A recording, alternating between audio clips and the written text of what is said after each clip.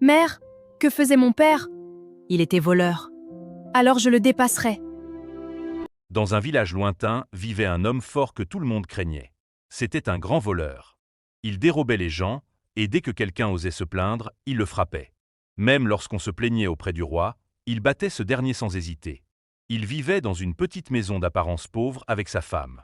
Il n'avait jamais eu d'enfant. Mais dans le sous-sol de cette maison, il gardait une autre richesse.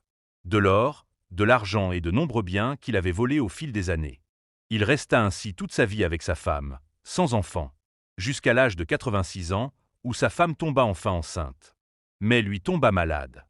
Il dit à sa femme, « Va chercher le marabout du village, il faut que je lui confie quelque chose. » La femme alla chercher le marabout, qui arriva rapidement.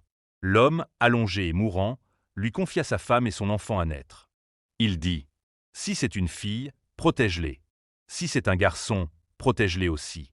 Je sais que les gens ne me rendront pas le bien, car j'ai fait trop de mal. » Et il mourut. Sa femme donna naissance à un garçon. Le marabout lui donna le nom de Samba. Samba grandit. À 10 ans, lorsqu'il sortait, les gens l'appelaient Samba, fils de voleur. Enfant, vieillard, adulte, tous l'appelaient ainsi. Un jour, il rentra chez lui et demanda à sa mère. Mère, que faisait mon père? Il était voleur. Alors je le dépasserai. Un jour, Samba sortit. Il vit 3 oiseaux, un devant, un derrière et un au milieu.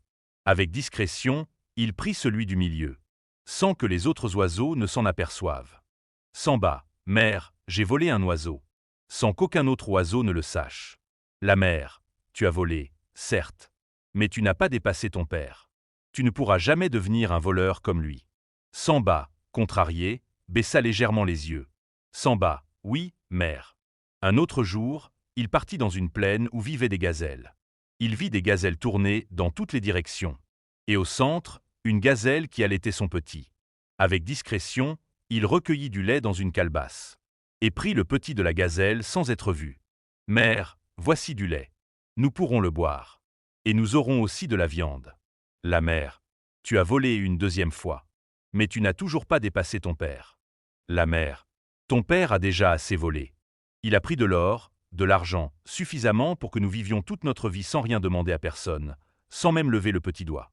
Elle le regarda avec gravité, comme pour le retenir au bord d'un chemin dangereux. La mère, nous n'avons pas besoin de suivre ses pas. Mais Samba resta silencieux un instant.